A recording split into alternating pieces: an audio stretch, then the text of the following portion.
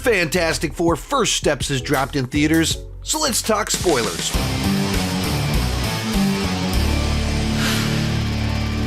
While I'm talking, be sure to join me down below in the comment section. Let me know your spoiler-packed thoughts on the movie.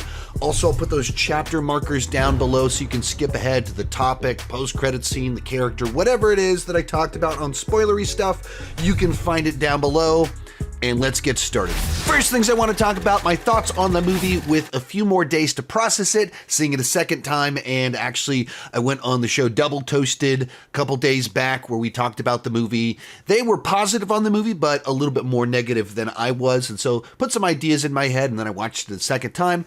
So have my feelings on the movie changed with a few more days to process it, watching it a second time with all the criticisms in mind?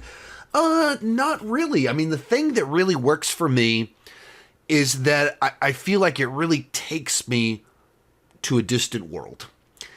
And we've been to the Marvel Cinematic Universe in 6 previous movies, plus, 15 TV shows or something like that. And what this movie's able to do is transport you somewhere new and take you to both a time and a place that is different. And it does such a great job of making it a world that you want to explore. And for me, that was the thing that was just so alluring about the film. That was the big hook that really worked. And that was what happened the first time I watched it. And then the second time I was trying to pay attention. It was like, was it just the freshness of a first viewing? And now the second time I kind of still felt that same way about the film. And that it's kind of like a open world video game where everywhere you go, there's a new side quest that you could go on, something else you could learn about. And there's a whole thing about subterranean. You're like, what? We only get a little bit of it, and it's just like this thing that's out there that makes this world feel lived in and full and populated, but it kind of introduces an idea early on, and then we come back to it at the end and it plays a part. But it's not even like a subplot in the film. It's just a detail of this world that's a part of their lived experience that we're joining in on and experiencing. And so that to me was just something that I don't feel like I've experienced with Marvel in a long time, and I don't feel like there's been a movie recently that I felt did this good of a job of just immersing me in a foreign world that is kind of very familiar. You kind of have a nostalgia for it because of the nature of it, but also everything about it is foreign and different from the way we specifically do things, and just a really great combination in the way that it did this very 60s feeling world that's also very futuristic, very sci-fi, in which like just the color scheme, the framing of shots, the aesthetic of everything, it just, all of it was so distinct and interesting. Now you're watching sequences on the street and it's an action sequence, and in the background you're like paying attention, like, oh, there's a Little Caesars banner over there. I wonder what movies are playing at this theater. And in one sense, like, that's not the stuff you should be paying attention to. But when you're watching a movie and the people that made the movie put that much detail into it, put that much thought into it, that you can be watching an action sequence and be swept away on the little production design intricacies all throughout the whole film. And then beyond that, another thing I just kind of found fascinating, and people ask me, who's your favorite member of the Fantastic Four? Who's the standout cast member? Is that, like, I couldn't really pick an individual that was like my favorite of the bunch. And even some of that was when I started to think through what I loved about Johnny was, well, it always tied back to the other characters. Like, well, Reed was neat when he did this, but then what I liked was that it was him with Sue. Like, all of them just play off of each other so well, and it really is about the team dynamic and how they interact with each other, not just individual standout performances or big bravado from Johnny or something like that. It all fits into this ensemble really nicely. And then another just kind of global thought. I was trying to think, like, this movie feels different. Beyond the aesthetic, the time period, the planet, beyond that stuff, it's just the way that it even tells its story is different. I was trying to think what's like a point of reference. And a lot of the movie kind of has the feeling, and this is a bit of a distracting comparison because there's other implications, but it's reminiscent of a number of the Michael Bay movies, these disaster movies or the early Transformer movies, where there's this sense, this global sense, where you're telling a story about this group of people right here, or maybe these two groups of people, but then it's constantly cutting to news broadcasts. It's constantly cutting to the reactions to the people on the street, people across the globe. And it just creates this massive feeling to the story that you're telling a global tale, not just a story about these isolated people. And this movie does that. There's an opening sequence of just Sue and Reed, and then almost immediately we're doing a news broadcast that is talking about, it's literally like a news segment to inform us about their origin story and their place in society, but also functionally lets us know how does shows all of these ways that people have interacted with them or do interact with them. And they keep that throughout the whole movie, that it'll do news broadcasts, it'll do different people's reactions to the information about the events of the film. And then likewise, we're just showing people on the street watching these news broadcasts in a way that just the movies that came to mind when I was thinking about it was like Armageddon, Transformers, Pearl Harbor, which are wildly different movies from this film, but there are just certain storytelling techniques and methods of presenting the global impact that are borrowed or used in this film as well. And it makes the story feel this big. If you think about all the environments where the Fantastic Four are at, I mean, they're at the Baxter Building for so much of the movie. They're in the Baxter Building together, or they're in a spaceship together, and then a couple of little broadcasts here and there. But they're in fairly limited locations. Besides, like, Thing going to one more location. It's like a lot of them just together. But you still get this very large global sense to things because of the way that it handles the public, the way that it shows the news and pieces it all together in a way that I can't think of other MCU movies that have done that. Like even Endgame is a movie that is about the global impact of half the population disappearing, and it doesn't feel as big and global as this movie does because of just some of the techniques used in the film, which I thought was interesting, fascinating. And then likewise, I think some of the action in it was, once again, just felt like we were getting something new in the MCU. Whether we're literally talking about it's like a space battle and a sequence that is using physics that's like out of Interstellar and talking about time dilation, slingshotting around a star like they did in Star Trek 4, like all this stuff, while you have a naked silver lady on a surfboard chasing them. And like merging those two things together just is really fun. Like it's wild, it's wacky, but it feels very sciencey, so it feels like more actual science fiction than some other MCU stuff. And so I just dug that about the movie. And then doing like a Galactus that's so big, it just felt different. It played different than other things before. And when you're over 35 movies plus 15 TV shows into a universe, you've done a lot of stuff. So finding something you haven't done before can be a little bit tricky, and I feel like they were able to do it. Couple other thoughts. I wish at the beginning of the movie that we'd gotten to play out one of those normal sequences. At the beginning, they do a news broadcast and they show them like battling apes and monsters coming out of the ground and saving ships and stuff. And it treats them as the global, or not, like the local heroes. They're the heroes of the saviors of the planet, but they show all these like little local things that they're stopping. And I wish we kind of played that out, not just montaged. Like we got to see a bunch of little things, but also wish we got like one in full. And maybe that should have been like I think at the beginning of the movie you can feel them kind of moving some pieces around a little bit to like have the arc and the flow and the introduction that they wanted to make it personable. And I suspect that they did a couple different ways that they presented the scenes at the beginning in different orders. And I know why you want to start with this family theme and make that the key starting point. That like, what is this movie about? This movie is about this kid.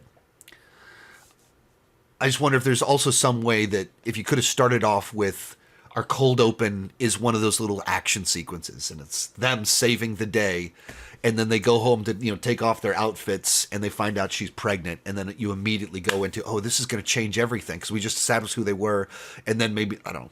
Playing around with it. I wish we could have seen one of those, because I think the way the story plays out, you get the montage at the beginning. The middle of it is more the space action. So you don't fully kind of get them using their powers. And then in the end, they're just battling. Galactus is so big. And so some of the fun of them with their powers battling something normal sized, not Galactus, I felt was I would have liked to have seen that in the movie. All right, let me just dive into the specifics from there. Hopping right in, talking about our Fantastic Four themselves. We'll walk through each one of our people. Think some of them, there was a little bit of controversy about a couple of the castings in here, so we'll start with the non-controversial ones. Vanessa Kirby. I didn't see too many people having any issues with casting Vanessa Kirby in the film. And I think she did a great job, and in a lot of ways was the one that kind of had to be that emotional anchor in the film.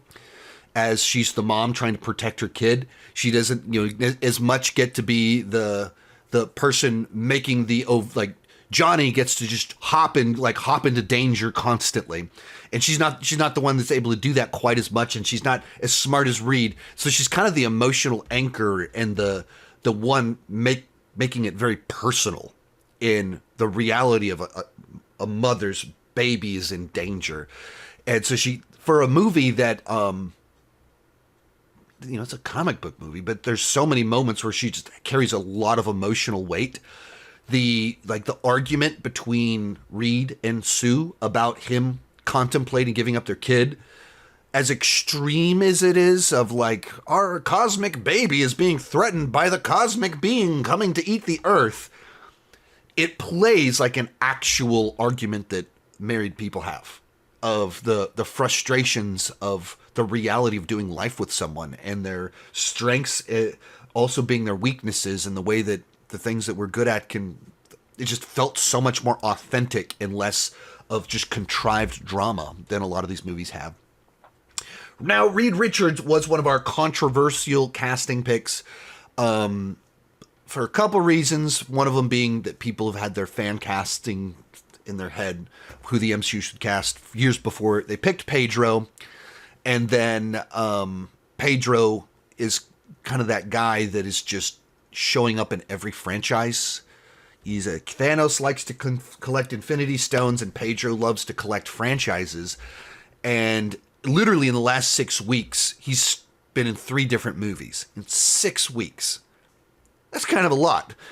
And he's in Last of Us earlier this year, so that's 4 significant projects, and maybe more than that, just this year, and we're only slightly over halfway through the year. That's a little bit of oversaturation. So, there's a side to it. I get people not immediately wanting him in yet another franchise. And then even beyond that, he's kind of become famous for 2 different personas. And one of them is kind of the more bravado, the charismatic, outgoing version of himself. And that's what he did on Game of Thrones, and he did that in the Nicolas Cage movie a couple years back. But then a lot of his other iconic ones are stoic. That they're the reluctant father, just the person carrying a burden on their shoulders with tons of regret or whatever, and this father figure in that context. But what he hadn't been is playing the smartest man on the planet. And I felt like, and I guess even beyond that, he doesn't immediately, there's a bunch of people that you immediately see them and go, that's a Reed Richards type. Nobody saw Pedro Pascal and, gruff beard, outdoorsy, and they went, yeah, Reed Richards, nerdiest guy. You didn't immediately see it.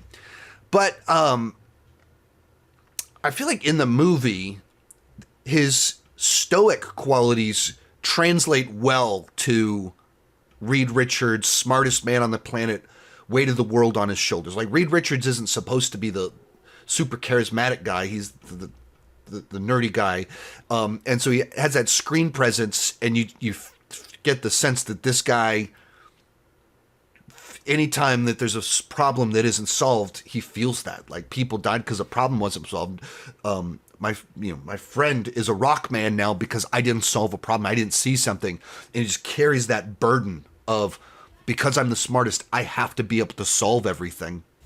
And like I feel he's able to carry that. Like it's not necessarily they're doing their own version. Like there's a pure, straightforward version in the Tim Story films with these characters, and then here they're trying to have maybe a little bit of a different spin on it and not just do the most obvious version of it. And for the movie they made, I feel that it fit. And we have the Thing. Historically, they tend to do stories where they lean very heavily into the burden of Ben Grimm, of he's a rock man. How does he fit into society when he's a rock? Like he doesn't fit in. You immediately see the Thing, and you call him the Thing, and that's the dominant theme and arc in all of the previous versions in film form. And I imagine that's kind of why they intentionally didn't want to do that. Like, even one of the things you can do starting 4 years into it is that he's adjusted a little bit more. And so there's the more subtle version of it, is that there's someone that he likes and he doesn't really know how to move forward because he doesn't want to get rejected. He wants to be close to her, but he doesn't, and seems like she likes him, but how far does that go? And so they do a much more subtle version of it than, the overt one in the Tim Story movie 20 years ago, where the second his fiance sees him, she takes her ring off. They don't do that this time. There's a flavor of it, but it's not overt. And both him and Johnny feel more subdued, and I think they could have cranked it up a little bit more without going too far and out like feeling out of place in the film. But they definitely went more subdued in this version. Of course, that leads to Johnny. There had been a lot of concerns over statements made where this is a more sensitive version of Johnny, and he's not, just running around harassing women like before. And you go, wait a minute, that wasn't like the movies just characterized him that way. That's Johnny Storm. That's the whole concept. The guy that actually does like the spotlight, where, Reed, he's not really interested in that. He's just wants to get the job done, smartest man in the world. But then Johnny's the guy that wants the attention and loves women and stuff like that. Like these are like defining characteristics. This is who the character is. If he's not that, he's not Johnny Storm. And that is still who he is, but once again, it's that more subdued version of it. And some of it, like the way that the characters are used in the film, doesn't really give Johnny many opportunities to be the womanizer, where Johnny spends the movie with his sister. They're in the Baxter Building or a spaceship, and he's with his sister. He's not with women out in public. He's not with nurses that he can hit on and go skiing with or whatever. And so the only other woman he really does interact with in any significant amount is the naked surfing space lady, who he does hit on. So it's in there, and they say it's in there, but they literally do not provide many opportunities for him to be that person. And they pull back him as the guy that's, they show him as impulsive and like hopping into danger and wants to get back into space. And like there's that flavor of it, but they also don't provide the scenarios for him to more overtly be a classic Johnny Storm that is hogging the spotlight and being the showman and everything like that. So, I would have dialed it up a little bit more, and just some of it is just a matter of what scenarios do you allow your character to be in to allow certain traits to come out of them. And I think they held him, by putting them in the Baxter Building, they limited some of the things that he could do in the story and the Johnny Stormisms. All right, Rise of the Silver Surfer. If you look at the plot of this movie, you do like a one-sentence synopsis of it, it could read almost identical to the plot of Rise of the Silver Surfer. Both of them are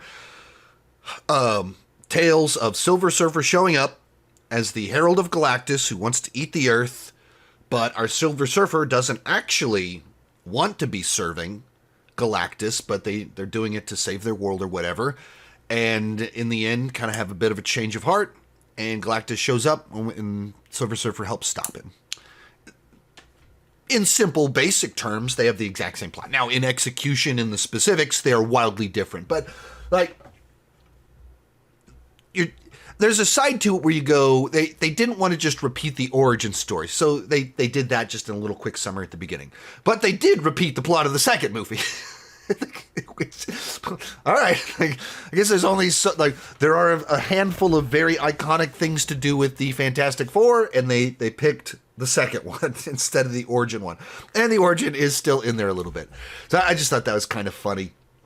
The way that it was like, oh, this really is the Silver Surfer Galactus storyline. Yeah, she's a girl and he's not a cloud, and there's a lot of all the specifics are totally different. But it's kind of interesting. But there's a big hubbub over the fact that they went with female Silver Surfer instead of male, and then there's the immediate backlash. Actually, in the comics, you guys don't know your comics, and I don't have any deep ties to Silver Surfer. I don't have any strong opinion on the character. So the idea that they went with the girl version rather than the guy version, I just didn't care because I have no investment. This is not one where I have a strong opinion. In the movie, it seems like the reason they went for girl Silver Surfer is in order to be able to do a little bit more sexist Johnny. Johnny likes women, so he's kind of into Silver. Like there's a mechanism in there that provides like a specific dynamic that plays into the character of Johnny Storm. Silver Surfer not being a dude, being a hot silver lady that might be naked on a surfboard, that plays into Johnnyisms. That's kind of where you get them in this movie.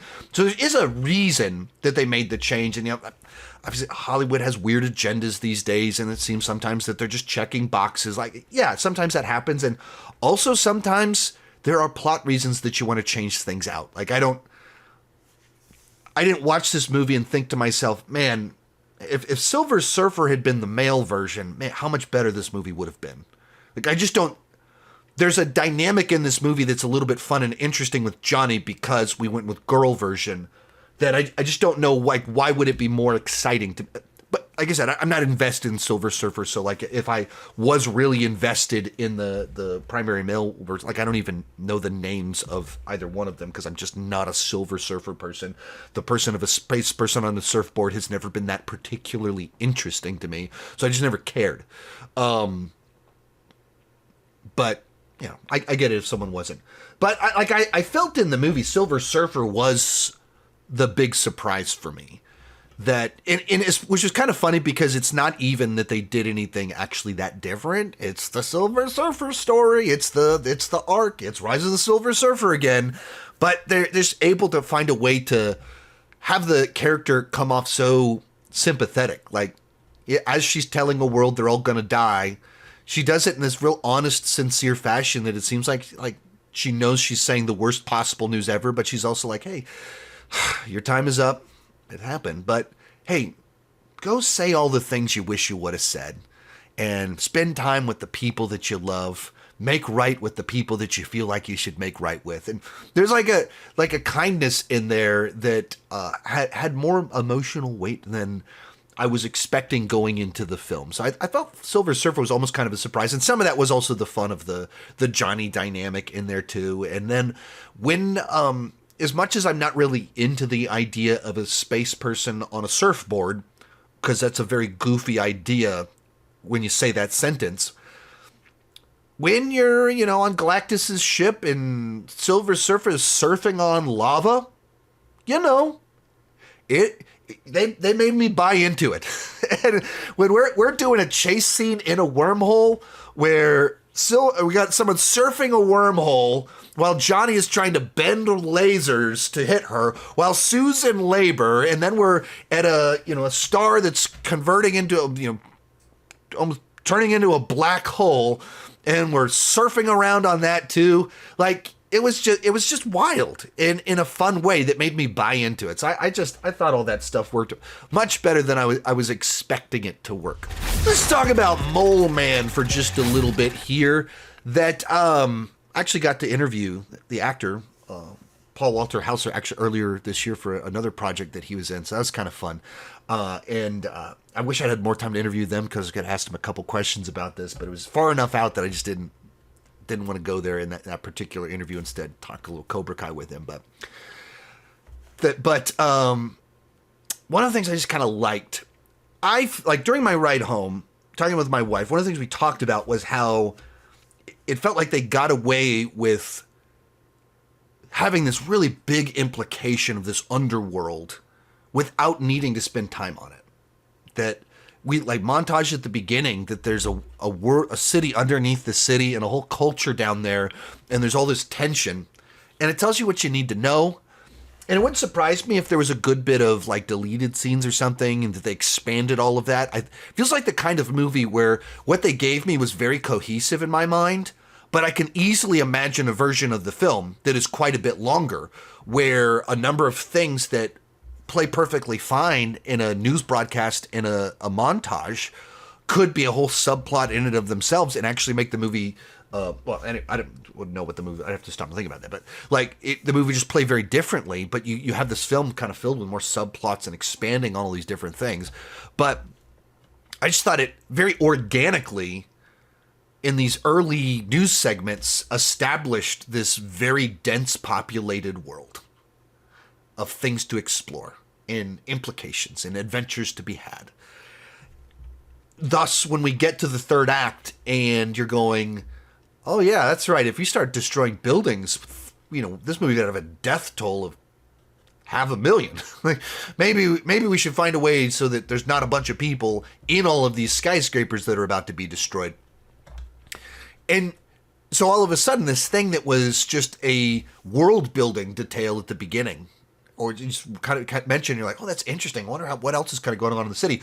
All of a sudden becomes a solution to a problem in the story. And how much they built that into the film just to do that, I don't know. But it's the sort of thing that you build a world that has details and complexities and places you can go, and then you send people there. So I thought that worked well enough. It feels like we didn't necessarily get enough of the character to know how much get a feel for what he's like, how much is the bravado. It feels like a bit of a more it is a more over-the-top character with a more over-the-top performance. But the character's also someone that is a little bit of bravado, and most of his sequences were trying to be very showy to mess with Reed and stuff like that. And then he talks very differently when it's just with Sue. So would have liked to see a little bit more from him in that sense to even get a flavor for it, because he's just such a flamboyant character in the movie that you kind of go are we going to come back to him? Are we going to spend more time with him in future movies? Where are we going with this? Galactus, our big villain in the film. And on the one hand, he only really has two main scenes in the movie. Two sequences more than scenes, and then a couple little small scenes intercut in the middle, just a couple more in there. But two big sequences where they first go to his ship and they meet him, and then of course when he shows up here in New York City. So in the one hand, he doesn't have a ton of time, but he's the type of character that's designed in such a way to just be this looming danger that when he's first announced, Galactus is coming, as soon as you hear that, you're going, what does he look like? What is coming? Who is this guy? And he just immediately dominates every conversation before you even see him. And then you see him and you go, oh crap, what do we even do with that? How do we battle that? What are we supposed to do with that? We're in big trouble now. And then he shows up and he is that big gigantic threat, and you get the payoff of it's a whole movie that's really building up to a showdown with him, of him being present and introduced in the middle. He's literally just sitting there, and it's terrifying. And they cast the guy that just has the perfect just voice of dread and destruction. And when you add to it, it's not just like, callously wants to eat the world, but he's got a deal he'll make. Yeah, you don't have to sacrifice the world. Just give me your child. And so, like, the most horrifying demand that he could make. The price is too high. And that, once again, things that just make a character so, like, menacing and evil. Well, he's perfectly willing to destroy worlds and continue doing it because of his hunger. Or he wants to lose his hunger by getting a replacement. So stealing a newborn, or an unborn, actually his unborn baby at the first introduction. So like, he's not a character that's given a ton of backstory and depth. So it's not a Thanos level character of like great sympathy for his plight, but he's meant to be of just a force of destruction, of just doom, like in dread. Like, how do you overcome this thing? There was a little bit in the third act of, they gave everything kind of a little bit of plot armor. He shows up, and there's all these moments where you go, couldn't he just swat the person? There's a clear portal. I don't know if you can hear, my kids are like screaming in the hallway. But they have a portal there, and clearly the Fantastic Four are trying to like get him to walk into a space. And he wouldn't necessarily know exactly what that thing is or anything like that, but also wouldn't be clueless. And clearly he's got like, scanner eyes, can track down a baby that think that they have some awareness of this stuff from front of him. And as soon as it became clear that they were trying to like push him into this portal, you'd think he would just go, why don't I just snap one of these deals in half? There's a few things like that where there's some plot armor given to devices and characters and things like that a few different times where I feel like the Surfer could have caught up with them. Like the speed of the Surfer seems to vary dramatically depending on what a sequence needs. Because like on the one hand, they're like Surfer's like struggling to catch up with them as they're running out of Galactus's ship, and in the next sequence, Surfer is going at the speed of a wormhole or whatever. Tremendous speed followed by like, maybe like 100 miles per hour. Or like there's sequences where they're like racing and goes at one speed. And then there's a sequence where Surfer does this around the whole globe, taking out little portals very quickly. Just doing this. Circling the entire Earth. The circumference of the Earth. So there's a few things like that where you go, I think you cheated a little bit of logic there. I think you cheated a little bit of time there. Even well, anyway, get ahead of myself. Maybe I'll get into the other plot stuff. But Galactus, I thought was I'm just trying to have like a menace, like a true menacing villain. That's what they did here. They've done plenty of sympathetic villains recently. Let's do one that's just like menacing and evil. So this movie gets very sci-fi in science-y, in very science fiction kind of way with some of it, where we're going to transport the Earth and make teleporters and stuff like that. And some of that was the fun of the movie to me. There's like a large, like how much you enjoy this movie, I think, is how much fun you can have watching Reed Richards be like, how can we do this? Go to a chalkboard and write things, and we'll make teleporters, and we're going to translate this language to try and communicate this thing over here. And I think on all that, they get very science fiction mumbo jumbo on it of like, the difference between teleporting an egg and teleporting a planet is just scale. If we can move this over here, we can move the Earth over there. And you go, well, I mean, it is a matter of scale, but the matter of scale difference between moving this and a planet, that is not just like that is exponential on top of exponential on top of exponential difference in scale and size. Also, you moved this egg from this transport station to this transport station over here. It's not quite the same thing as transporting an egg from one transport to the other, and Earth 100 million light years away. Like these are, they're not quite really the same thing. The science it's just a matter of scale. Well, also, and having a transport on the other end of it versus not, there's a few differences here in what we're doing. So, their version of a teleporter kind of full blown went into, magic in there. But, some of that was kind of the charm of it, of like this old fashioned sort of like, we can do this and then we'll get the world to build these together at the same time. Like, you're going to have global construction teams with blueprints and locations and teams working on it all within a few days. It's pretty quick to have the blueprints for very large structures that are really important, that are synchronized with the rest of the globe. So there's a lot of stuff you went, maybe you cheated the time frame. You cheated a few things in here, but I don't know. Sometimes that's the charm of these things too. Alrighty, Franklin, our little Richard's baby. And this is one of the things that I think was quite clever about the film, is that by making it not just Galactus is coming, but there is a simple solution. Give up your child. Makes this situation, like, it adds this whole other layer of conflict into it. Of the whole Earth is on the line because they wouldn't trade one. Which I suppose is also a bit of a Star Trek thing. The good of the many outweighs the needs of the one. Or the needs of the many outweigh the needs of the one. Like very Star Trek 2 through 4 philosophy. And they do that with this family and their child. And they use this as a mechanism by which the Fantastic Four have only been shown as being beloved by people until there's one moment where Reed needing some publicity training and planning ahead before delivering some less than great news, tells the world, we could solve all this if we gave up our baby. And the world reacts the way the world would, of course, react in that situation. And that felt like something like a guy that is a Reed Richards kind of person that is brilliant, but also he's in the world of problems and science. He's not in the world of people and PR.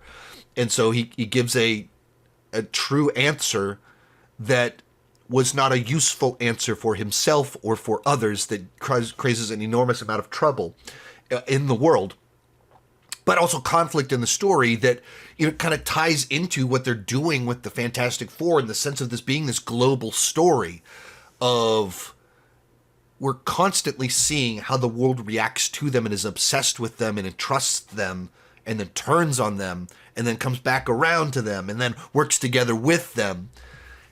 And that mechanism, through the conflict in there that was needed for this relationship with the world and people in general to work. CGI went back and forth between looking fine and looking creepy, and it was never obvious what the exact problem was. There are a few shots where the baby didn't blink enough. That was a little bit off-putting. But sometimes you're just watching a CGI character, and you just, like, whatever that is, there's something just feels off. That uncanny valley, and there's a good bit of that with Franklin in the movie. And then using Franklin as this being of extreme cosmic importance, and then being our tease for the future, which I guess we'll get to that in just a second. But like it creates a story that's such a pocket story, and then with the post-credit scene makes it also like really important for this bigger context to what we're doing. And let's talk our post-credit scenes. First one is our tease for the future, where we have short little scene 4 years later. It's sometimes interesting they did a 4-year time jump to there, which means the movie takes place over a span of 5 years. But they do 4-year, actually, yeah, the movie takes place over 5 years, and they, little simple reading a story, little joke. She comes back, she can tell something's wrong, and then Doom is staring at her child. And you go, oh, that's interesting. Like, what are we doing here? Simple, doesn't overdo it. I saw they should have showed Robert Downey Jr.'s face. People would have gone crazy. Like, sure. Also, I mean, that's key jangling. Like, it's just like the cheapest trick in the book. Like he's there, turns his face, and it's Robert Downey Jr., which to the audience, we're seeing Iron Man, but now he's Doom. Like, to the audience, it's that. But that same significance means nothing to the characters in the scene. So it's literally just key jangling. It's just like, hey, audience, remember, hey, audience. That's the stuff that, would this theater have gone way more crazy if we saw Robert Downey Jr.'s face? Sure, of course they would have. But you're doing it just to get that reaction. You're not doing the thing that makes the most sense in the moment. You're not doing whatever that is. So it's just a tease. It gives us very little except to say this cosmic being Franklin is really important for whatever Doom is about to do, which I imagine in some sense probably steals Franklin, and they are desperate to do whatever they need to do, so they go multiverse hopping to find some people that can help them, and they end up on our classic Earth, where there is a world with a lot more heroes to help them find and stop Doom. I'm sure it'll be something like that.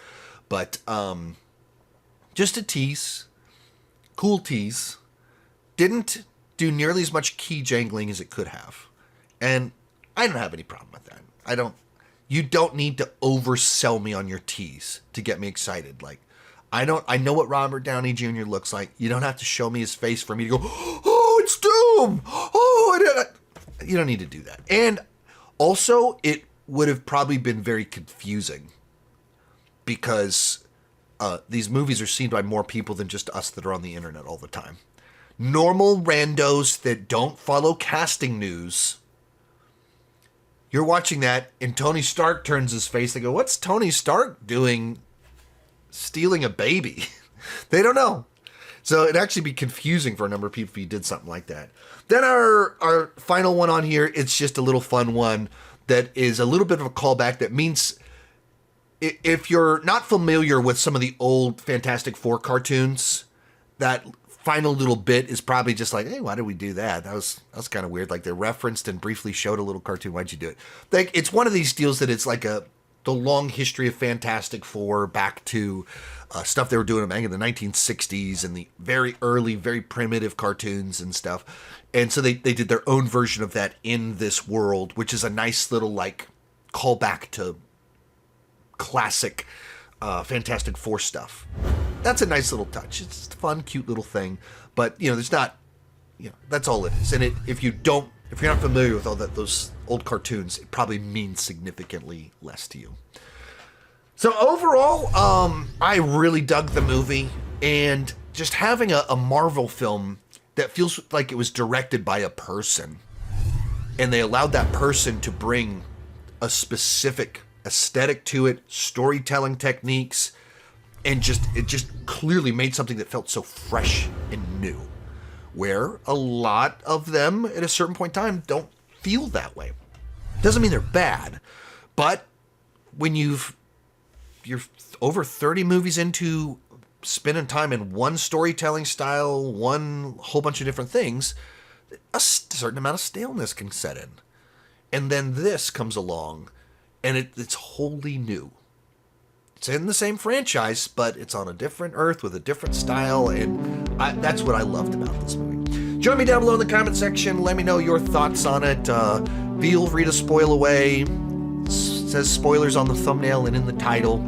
If anyone's mad that they got spoiled, that's on them. It's not on us. And keep talking movies and TV.